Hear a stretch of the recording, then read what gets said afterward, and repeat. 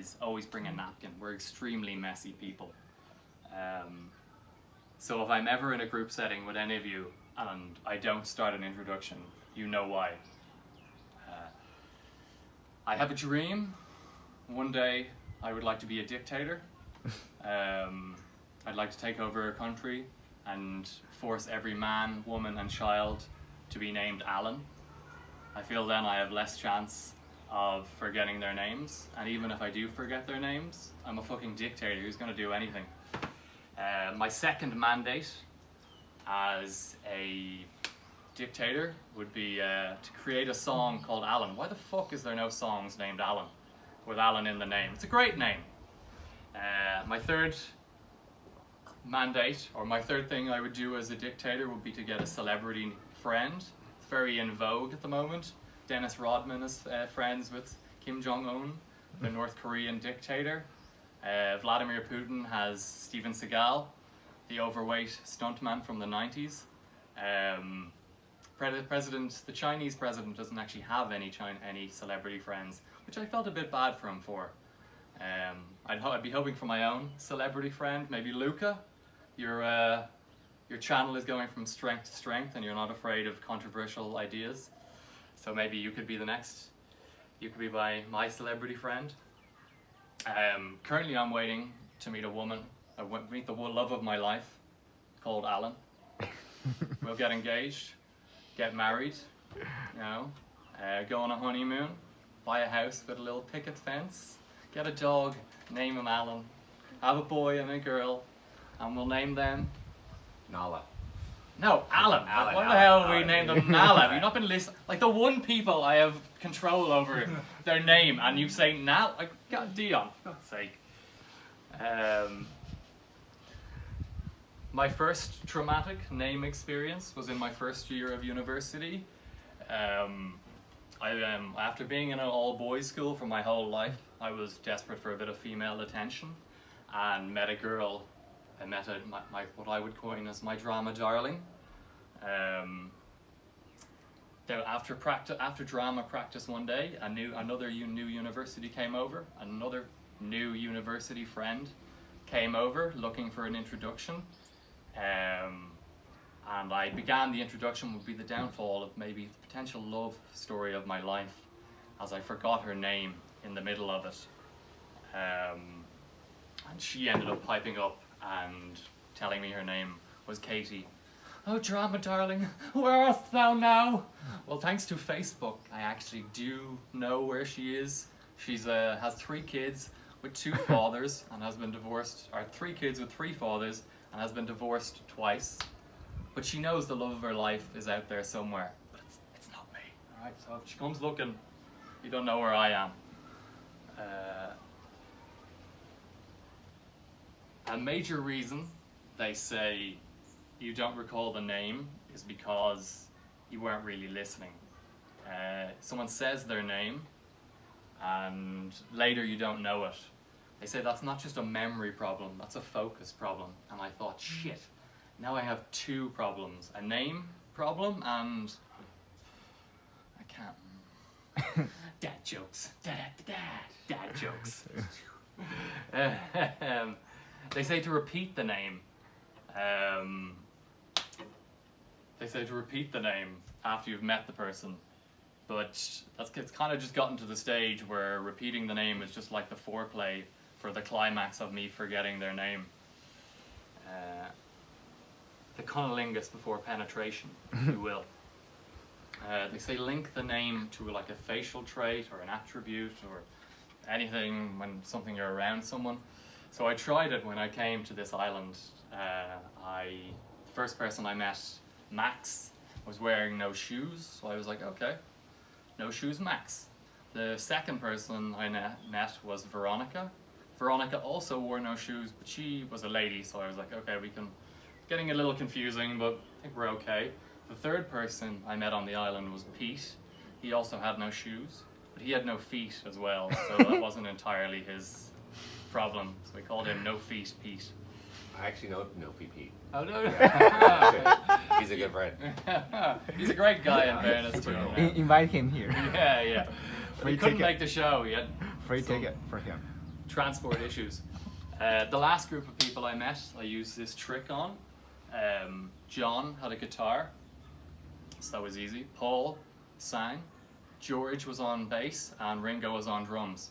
Yeah, it's a fucking Beatles joke, alright? You're probably all Rolling Stones fans. Oh, Mick Jagger, fuck you. How great is it when you know the name? I saw Victor. I met this guy Victor. He's from Norway, so I was like, the Viking. Victor the Viking. So I saw him on the beach, and I get a little excited when I remember a name. You know, it's a big moment for a amnesia sufferer. So I ran up to him and I was like, Victor! And he's like, I'm actually going by spiritual tree now. I was like, just because you fucking moved to Thailand, did one Kambo ceremony and got felt up by a shaman, doesn't mean you can now change your name. Fuck off. What's next? Oh, this is a work in progress. Today there is a system that I greatly admire. We're currently getting rid of cash and we're going to a cashless society. I want to drop names and go to a nameless society. Now I know there's probably some doubters out there. How will this work? Let me tell you. I actually don't know, but I love the idea because it would stop me getting anxiety about remembering names. So, you know. Tonight, I have not mentioned the elephant in the room, COVID. And unfortunately, I need to talk to you about how similar it is to getting chlamydia. I've had both, and the phone call, and because you can be asymptomatic in both, the phone call is eerily similar. Hey, yeah, you know the way I said I didn't have it? Well, I just found out I do. Yeah, it's embarrassing for me too. Yes, I wore protection. No, I'm not getting into big group things without protection. I don't know, maybe it slipped off at one stage and I didn't notice. Let's not pretend it doesn't feel better without one, alright? Then during the phone call, there's always the chance that you were just a more aware person of this interaction, and that they actually were the one who gave it to you. So, what have you been up to lately? No, I'm not accusing you of anything. Oh, your mom got it? And your dad? Well, I only slept with your dad, so I don't know what happened there. Ah. That's it. That's everything. So you have 10 minutes. 10 minutes, yeah. Delivery with it. Yeah. And, like with my jokes, what I do is I write them on, you do them on cards, and hopefully I know the joke so that I can just riff the joke. Yeah. Because if you try to read anything, I know, yeah. that's gonna fuck you up. Yeah, so yeah. the key is to so you've got I counted probably 23 jokes with you've got your theme going through it is your naming. So you've got X number of jokes.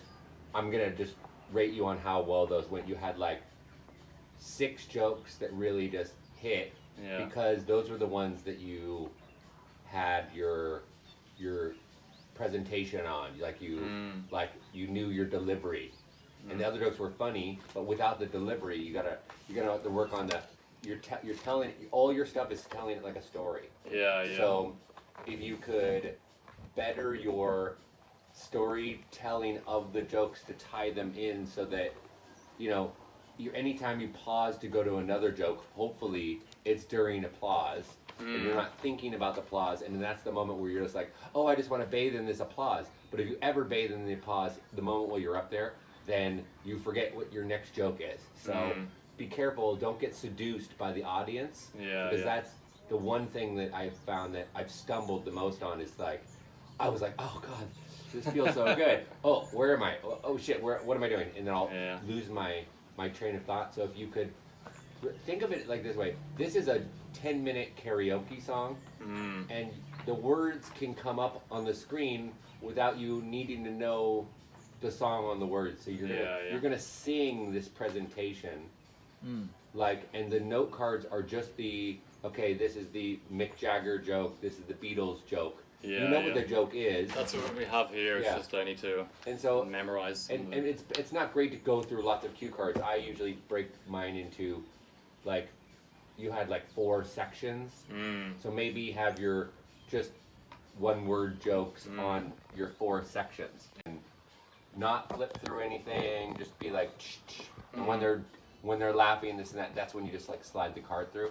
You just got to work on more on the singing it and like billowing up, trying to really don't worry about the jokes hitting so hard, but just try to carry them through with a really concerted, tell some funny. You're a funny storyteller, so Yeah. you got to just add that in there.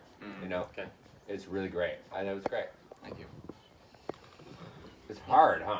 Yeah, it's just It's hard. all the trying to remember everything. Yeah, it's so challenging. You can't remember it all, so you just gotta Yeah. try to trigger your memory for the joke and have the joke, Yeah. each of the jokes down. Yeah. What did you think of the dad joke one? I feel like that one is not a.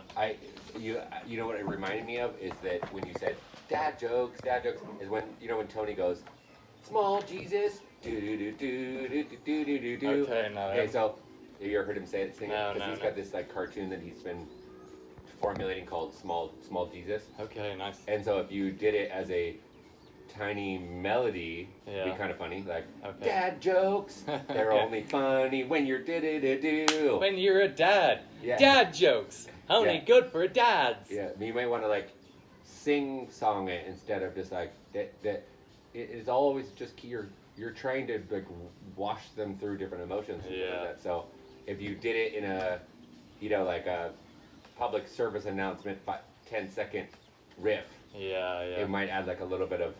Yeah. I think I'm Hilarity to not it. sold on it anyway as a joke, so I was. I didn't think it wasn't funny.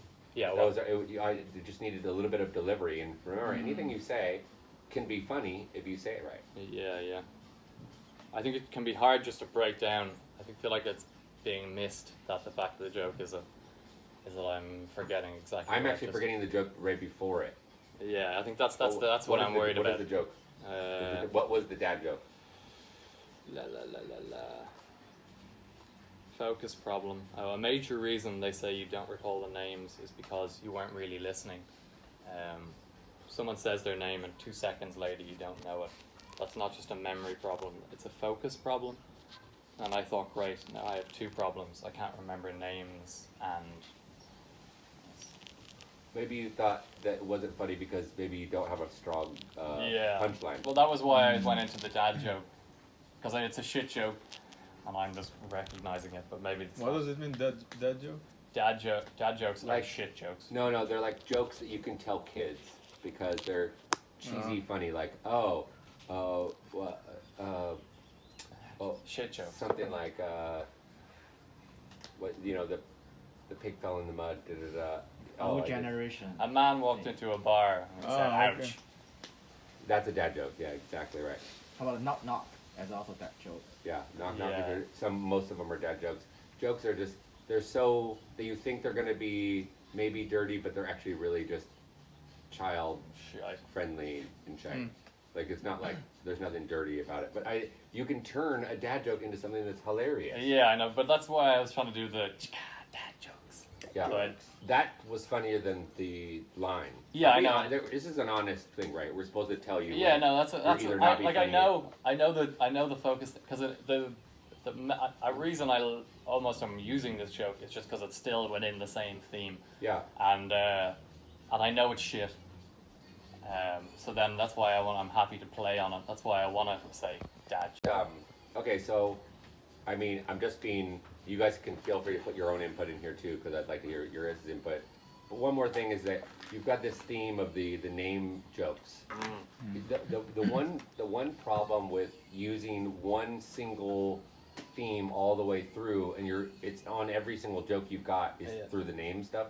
Yeah. Is that It the bombs. key? If it bombs, then you're dragging out this whole same thing, and they didn't think it was funny. So you have to make it really funny in the beginning, and then the key is to come away from it, and then bring it back into it. You know, like you're revisiting something that was funny, and by the best comics, what they do is they tell you something funny, and then they tell you a story, and then they lead it back to something else that they said was funny, and then they play off that. But if you try to build a mountain with a single joke and you've got a terrible foundation, you could flail. So my only suggestion is, I'm not saying to change your material and this and that, but definitely try to find the themes in your story and not tell that all the way through, but just be able to tell the name thing and then tell something else and then bring it back to the name thing,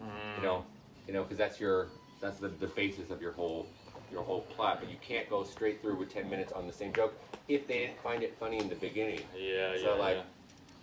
The only way I can tell like naughty tantra jokes is one-liners are slightly funny, but if I tell a tantric joke and then I come back and then I drop a whole tantra story after there's been an interlude, you're bringing it, you're weaving the story. So weave, Alan, weave. Okay. Yeah, I like your improv on the when I sent out a few heckles. Those were some of your funniest comebacks because you're very comfortable in the improv. So when someone throws something at you, it seems like that was your most moment where you were the most comfortable. Yeah. So try to stay in that improv moment because you just animated and you're like bam bam no boom, and that's you're really good at that too. So that's enough about you. What do you guys? Any suggestions? No, I'm fine. Yeah, I think maybe Your suggestions was good. It was awesome. Yeah. if you I think maybe that's do what he needs. some of the naming with the names, maybe at the beginning start. You have something really good, more funny with the names. Maybe put it more at the beginning, like the one without the feet. I like that was your Yeah. funniest name joke there Yeah, was. so maybe put it higher in the jokes. Bring it up. Change the order, Yeah. and then in the middle of the name jokes, go to the chlamydia something, Yeah. and then somehow go back to it again to the names. Yeah, that's what I'm thinking after what he was saying. Yeah. Or try to end the chlamydia joke with something about names. And your big joke on that end was Victor changed his name to what? And I didn't catch that. So it's got to be a really like Indian name like Sashi. Like you got to pick up one of these the names that every single one of these sannyasanas. You change your my new sannyasana name is Shashi or something like that. So you would really, because everybody knows a Sashi, and I don't even know what name you said. Spiritual tree. No, that's not a real name. People won't find it funny. You have to tie it into their everyday lives, like chlamydia. They all get that because they've all had it. Okay, so you got to bring it back to real world things that people already think funny. If they have to think about your jokes too much, they won't think it's funny. He's not getting half your humor because you're Israeli, right? Yeah, so he's got a totally different type of humor. And like, he didn't get what your dad jokes is, so you got to also remember, he's going to be one of 20 or 30% of the people where English is not their first language. Yeah, that was also a real big challenge for me. Like when I did my first stand-up, we did an open mic and 30 Israelis showed up. Okay, that's like a third of the whole thing. And they showed up at the beach and it was a massive group. So I had one more day before the show. I had to come up with all this Israeli humor. So I learned 10 lines to, I teach a workshop called Humping Your Way Through Hebrew, 10 lines to screw an Israeli girl. And I came up with these 10 lines through David Chung, and he gave me up all these like cheesy pickup lines so that I didn't exclude them from the audience because they weren't going to get 90% of what I was going to do funny. And so instead I gave them some real gems, some Israeli humor, and then brought them into the crowd, and then they were laughing through the rest of the stuff that maybe they didn't understand as much. But once you get into that laughing mode and you're laughing, it's easier to come out, So think about your audience. These are going to be tantric, weirdo, sex demon-y, fucking COVID people that are stuck. These are survivors. These are the people that fucked off the rest of the world. Remember who's in the audience, so you have to play off what they think is funny, what they don't think is funny. Like all of these COVID deniers in the audience, they're gonna hate my material because I'm gonna just like throw it back at it. I give zero fucks about what you think and this and that, and that's why having that fearless, I'm just gonna fucking say it, and if it's not funny, it's not funny, then so be it. But you can just try to be fearless You know, and Mm. think about your audience, and you know you're gonna have plenty of Exactly. ex-girlfriends in the audience. You could, there's a lot of things you can do. You know, like make fun of someone specific without saying the name. If you talk about someone that everyone knows in the audience too, or that is funny, you know, there's a lot of, Yeah. I don't know, bring it back to the audience. Yeah. Yeah. I think, for example, you don't need like jokes about Israel. Just some phrases that make it more simple English, you know, so Yeah. then everyone can understand. Yeah. Totally. Like something like that. Yeah. I think for me, I think why people laugh in an international crowd because my English is very simple, so everyone can understand. You know, people Yeah. from Brazil, Africa, what you know, everyone Yeah. can. Yeah. So Yeah. it's different than you go to Ireland, then you can. Mm, no, I different understand.